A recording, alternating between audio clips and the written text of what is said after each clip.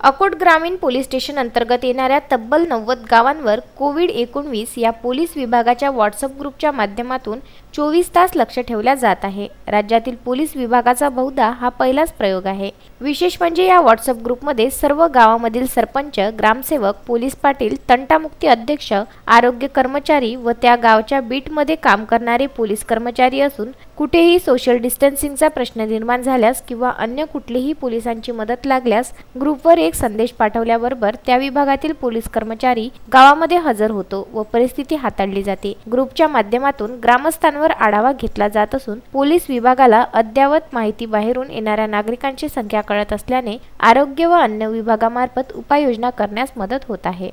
गावातील पोलीस पाटील, सरपंच, तंटामुक्ती अध्यक्ष तसेच इतर जबाबदार जी मंडळी आहे ही त्या ग्रुपवर ॲड केलेली आहे। त्याचप्रमाणे आमचे बीट कर्मचारी आणि इतर कर्मचारी सुद्धा त्याच्यामध्ये ॲड आहेत।